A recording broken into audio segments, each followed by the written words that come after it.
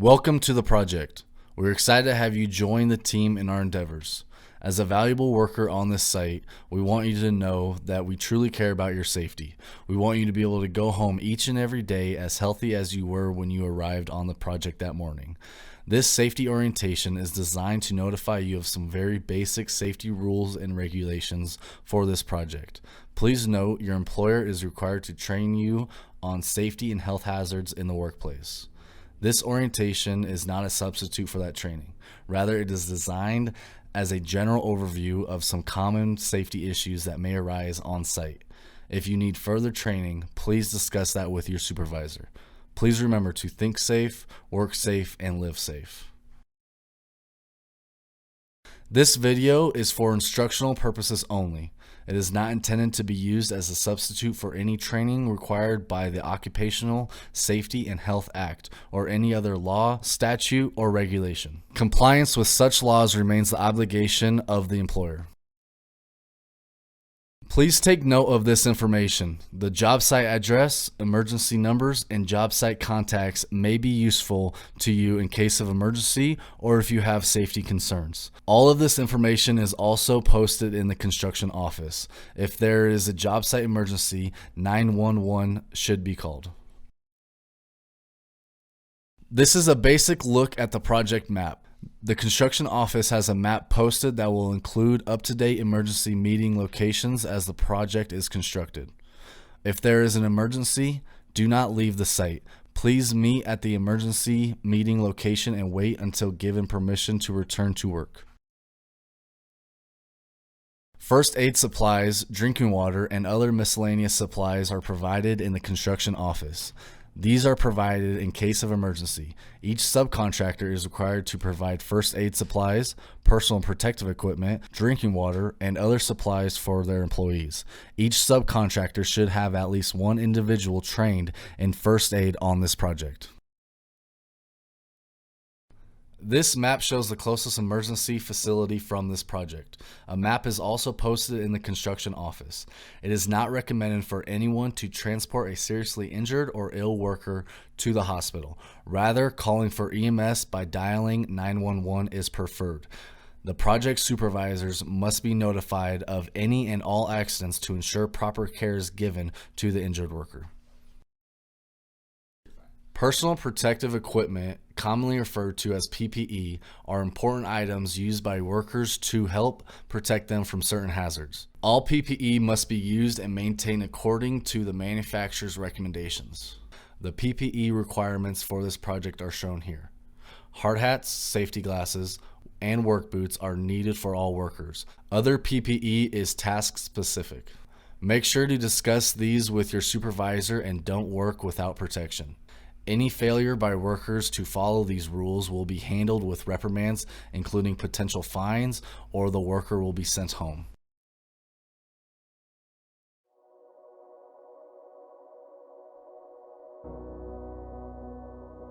We will now present basic safety rules and regulations for this project. Please remember, these are not comprehensive for all safety hazards you may face at this job site. Your employer is responsible for providing you training on all hazards you may face, but ultimately you are responsible for your own safety. If you see a safety hazard, notify your supervisor or project supervisors. It is never okay for someone to work in a dangerous situation.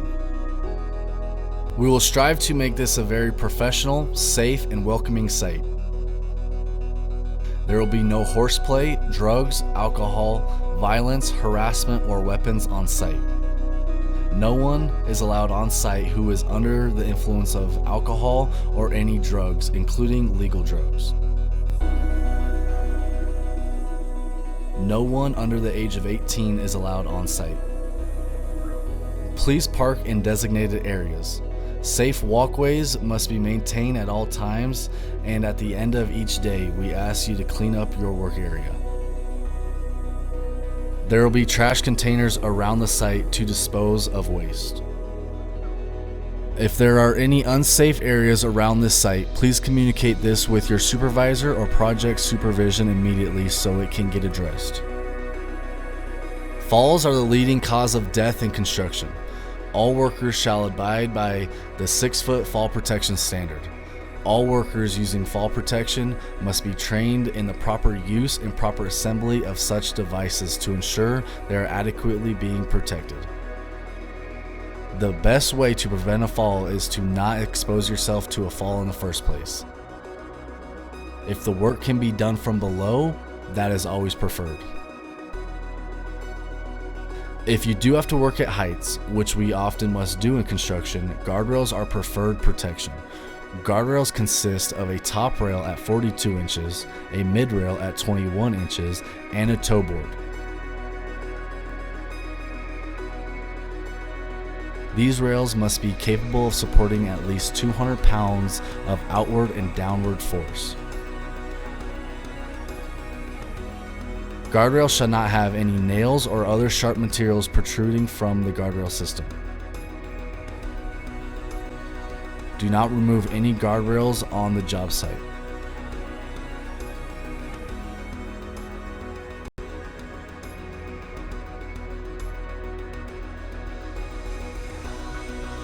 If guardrails won't work to protect you, the next option is what we often call tying off.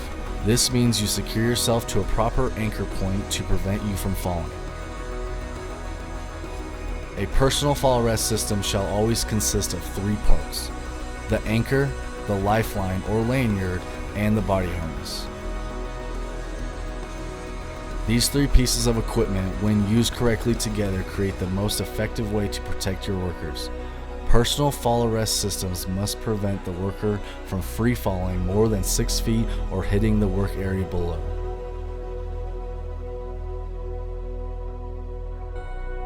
It is much better to rig the system where it doesn't allow you to fall at all. Nobody wants to be attached to a leash, but it is much better than falling. Another area of common concern are floor holes. A hole, according to OSHA, is anything 2 inches or wider in diameter.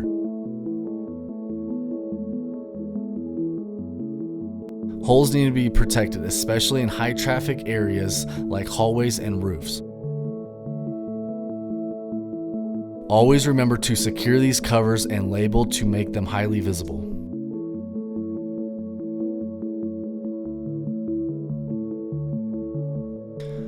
Ladders offer a wide range of uses on the job site. They help aid workers in getting closer to overhead work and allow access onto elevated landings. Workers should always maintain 3 points of contact when ascending or descending the ladder. This means you cannot carry anything up the ladder. Always hoist up materials and tools. Extension ladders used to access another level must be extended at least 3 feet above that level and secured. Guardrails at the top are also required to prevent workers from falling into ladder opening. Step ladders should be fully opened with the spreader bars locked. Workers should never stand on the top 2 rungs of a step ladder as they can become off balance, causing a preventable accident. Many accidents are caused by workers not having the correct ladder. Talk to your supervisor if you need a different size or type of ladder to complete your work.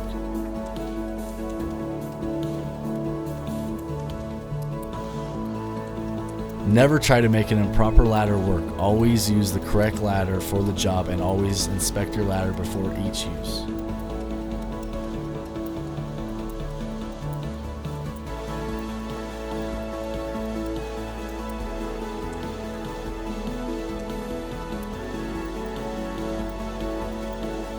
All scaffolds shall be built and used according to the manufacturer's specifications. A competent person must be present when scaffolds are being erected. Daily scaffold inspections are required to be performed by the competent person. A recommended method to ensure scaffolds are being checked is to have a red tag and green tag system in place.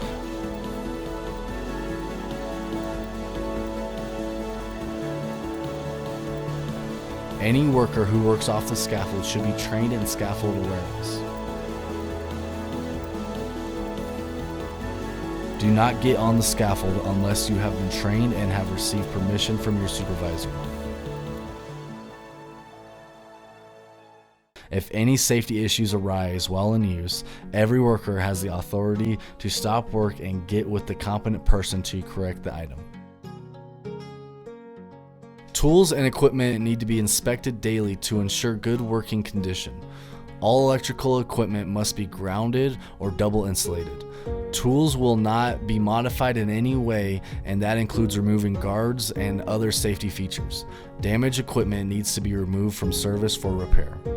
Electrical cord shall be in good shape without any nicks, frays, or other visible damage. The ground prong must be in place. Cords shall not run across walkways or stairs. Cords shall be protected from vehicular damage.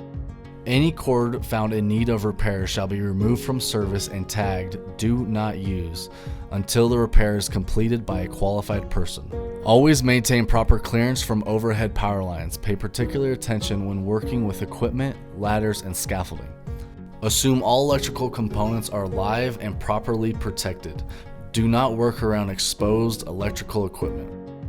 Before any underground work can be performed, the contractor must call 811 or a similar locate number to have utilities located. Do not start to dig without locates. Any excavation deeper than 5 feet must be adequately benched or sloped to prevent cave-in, or have a trench box installed to keep workers safe. A competent person must perform daily inspections on all excavations if employees are to work in them. If excavations are deeper than 4 feet, ladders or other form of egress must be provided for workers to safely enter and exit all excavations. There are no warning signs that an excavation is about to collapse. Make sure it is properly protected prior to entering.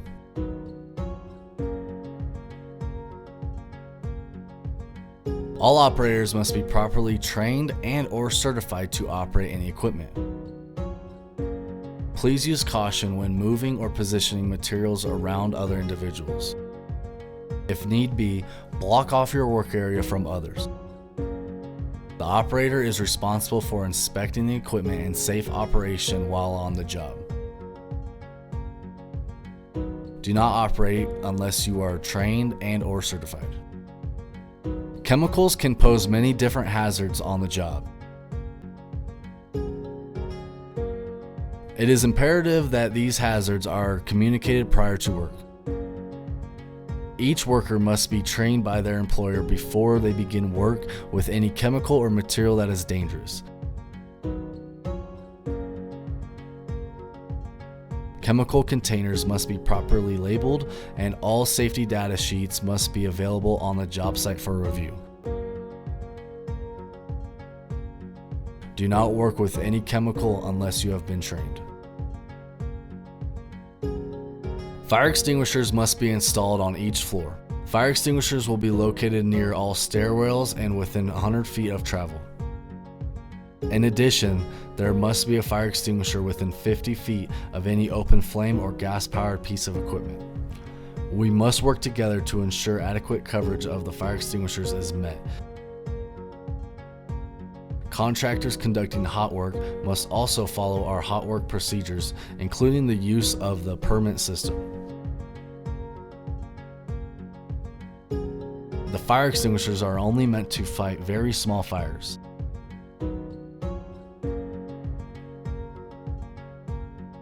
If the fire is out of control, workers should not attempt to fight the fire and evacuate the building.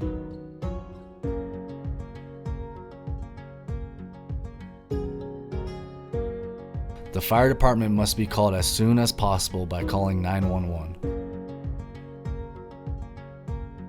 Workers should only use fire extinguishers if they have been trained. As mentioned previously, all walkways, corridors, and passageways must be kept clear at all times. Any trash or materials should be placed out of those areas. Workers are to maintain safe work areas and clean up at the end of each day. Do not leave your trash for another contractor. We want to work as a team on this project to ensure safety. Cranes are great tools to assist in moving materials and other items around the job site. They can save time and backs. They can also be very dangerous. All crane operators must be certified to operate the crane they are using.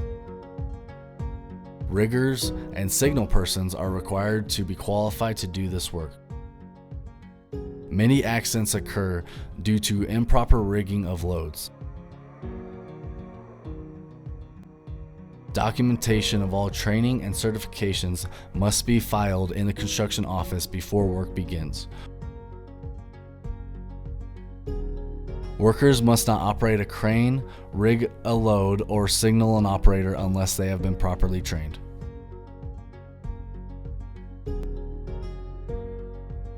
As we mentioned previously, we never want you to work in an unsafe situation. We ask that you bring any situation like this to your supervisors or the project supervisor's attention so we can address the hazard immediately.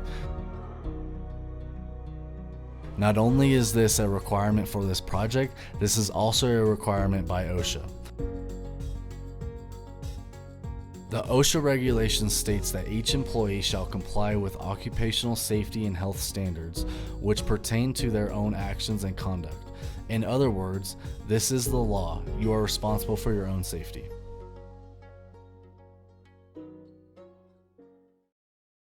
We care about your safety and want you to go home safe each and every day. We will work very hard to keep this site safe. However, it is your responsibility to work safe.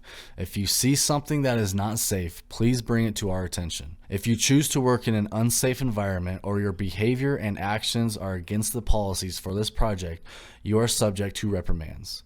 The safety violation reprimand policy for this project is posted in the construction office. Thank you for your time and attention during this safety orientation today. Your employer may have additional rules for safe work. Make sure to follow those rules. Please remember, this orientation doesn't replace any safety training your employer must provide you. We are excited to have you on this project and work with us to create a safe workplace for all. Please let us know if you have any questions or concerns. Remember, think safe, work safe, and live safe.